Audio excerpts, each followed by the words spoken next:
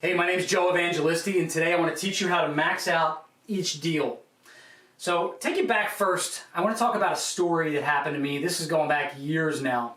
I had a referral from a real estate and probate attorney, right? And he says to me, got a deal. It's in Cherry Hill, which is about 5 miles from my house.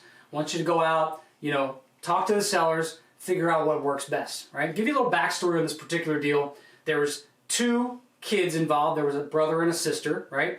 And I met them out there at the house, right after the day after I got the referral, right? Met them out there immediately. Look, maybe I do a little differently now because I don't really go on the appointments and we teach the people to do it over the phone, but the concept here is the same, so hang tight with me. I went out and I met with the woman and her brother. She was the one definitely in charge. She was the executrix at the time, right? And I walked through the property and I remember thinking to myself, damn, this property is a stud. It's super clean. From an investor's perspective, it was the perfect deal. It's what we call a grandma house, right? I want to look for grandma houses because they're a lot in very, very original condition, but they were maintained, right?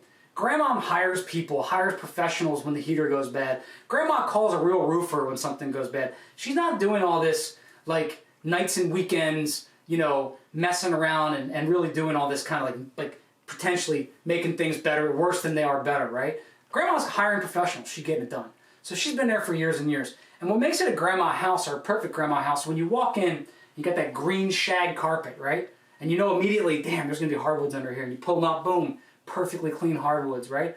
The kitchen needs to be updated, needs to be removed, but it's clean, it's original, hasn't been messed with, no weekend warriors, right? So, long story short, I walked through the property, I immediately recognized this is a deal that I want to have. I know it's going to take a pretty substantial rehab budget because really everything had to go, right? It needed siding, it needed windows, it needed a kitchen, it needed all the aesthetics inside done, needed the bathrooms torn out. So I knew the budget was going to be a little bit high. But here's where my brain wasn't really aligned. I was still in that place in time where I was nervous to make the offer, right? And a little bit of backstory for some of you watching this, you might have a real estate license. I've grown up with having a real estate license. Honestly, I think it's more of a detriment to this business than it is, a benefit to you guys. Anybody can get access to the MLS. You don't need to have a license to do that. But back in the day, I felt like it was my, responsibility, my ethical responsibility to get people the best number for a property instead of understanding what the solution needed to be, right? So what I call this, and let me follow through. I call this situational awareness. I did not have great situational awareness 7, 8, 10 years ago whenever this happened. So my situational awareness was I thought she needed top dollar. So when I walk the property, I always say to people, give me 10 minutes, let me go outside, let me walk around, and I'm doing my numbers, right? I'm writing down my ARV, what I think I can sell the house for. Same thing you guys do. What the rehab budget's going to be, what I can reasonably hope to offer these people in order to make something happen. And of course, in my mind, I'm thinking I want to help these people one way or the other, right? But the solution's got to be the best number. So I remember vividly, again, years back, I remember writing down my pad that to list the property as is, you just need to go in there and clean it up a little bit. I think we can get 155 as is. ARV was like 250 plus, right? Or 230, 240, something like that. But I remember the list price was 150, 155, and I remember I offered them, I said I could pay you cash of $103,000. But I know you're never going to go for this. This is poor salesmanship, right? I really followed up with, hey, I think you should list the house as is for 155, or I could offer you 103 cash. But the truth is, I know it's going to be easy for you to sell, and we should just clean the house up, and we should, get it on the market. The woman looks at me in less than a second. She goes, 103, huh? And she shakes my hand. And this was the aha moment. This was the piece that led me to realize that sometimes the best number is not the solution that people want. So after she says, I'll take your 103, I said to her, well, why? And she goes, Mom died 9 months ago. We've been dealing with this house. I'm here nights and weekends cleaning out furniture, cleaning out stuff.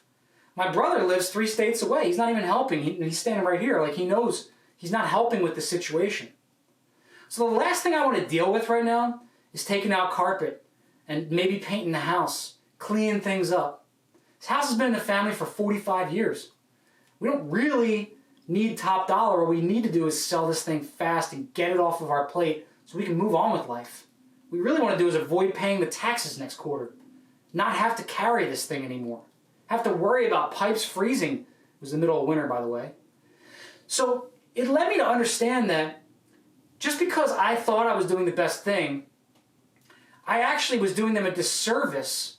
And thank God for most of you, I made them the cash offer. Can't tell you how many times I hear people say, I got to the point where, oh, I just listed it. It was the best thing for them. I have a fiduciary responsibility as a realtor to get them the best number. Folks, your fiduciary responsibility, if you have one, if you're licensed, is to do the best thing for your seller. So I want to talk to you about that for a second. I want to talk to you what's called situational awareness, what I call situational awareness. This is a terminology that the military uses, that you're going to hear. There's plenty of books written on it, so I'm not certainly the first person to come up with this term, right? But when I talk about situational awareness, what I'm thinking about is what's going on around us, right? So I'm looking for the who, the what, the when, and the why, right? Who's involved? In this case, I had a brother and a sister. Sister was the executrix, but I still want to meet the brother because guess what? Who's the decision makers? Just because you're dealing with an executrix doesn't mean that she or he is not going to call the other people involved and get their permission to do the deal, right? So notice I met them both. The brother actually drove in for that meeting to see who was going to sell the house to, right? So the who is involved.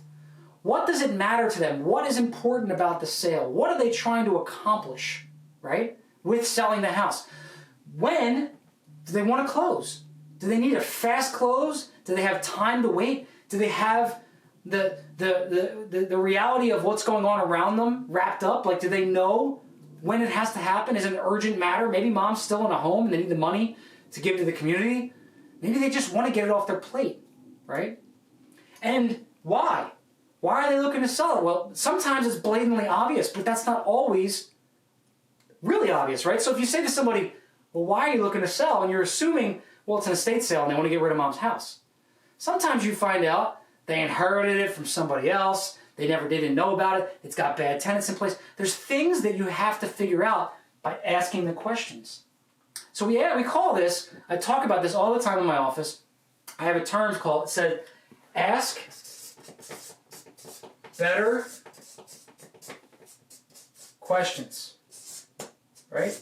And when I say ask better questions, it's not just for your edification, right? Think about when you go into a doctor's office for an exam. You don't just pop in the front door, walk into the exam room, and take your clothes off, right? No, you go into the front door, you check in with the person at the front desk, they give you a whole slew of questions to answer, your history, your medical records, the prescriptions you're on, everything, right? And then you go into the exam room and the doctor or the nurse probably brings you on, gets your weight, gets your blood pressure, gets all these other things. They're getting more and more questions answered before the doctor, the real professional, comes in and starts asking you more questions. Then maybe you have to get naked, right? I don't know what kind of doctor's appointment it is, but the bottom line is you're not doing any of that until they know what they're dealing with.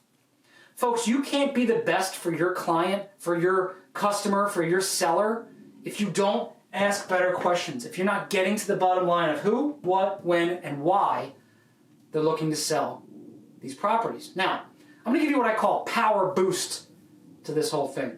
A lot of you are still doing this in person, live, on site, at the property. Bottom line is, you're not getting every deal, and it's costing you a minimum hour and a half to 2 hours in order to drive out there, get prepared, drive back, to maybe not come back with a deal. So the power boost that I challenge you is to do what my team does and learn how to do this over the phone. Ask great questions. Find out your who, what, when, and why. Figure out how to maximize each deal because a lot of you, including myself years ago, are leaving a lot of money and a lot of food on the table for you and your team. So, hope you found this valuable. If you did, all I ask is that you share it with somebody. Put it in front of someone else that's an investor. Help them do better in their business byproduct is they're going to trust you as the known authority, and you're going to help everyone around you rise up. Appreciate you guys.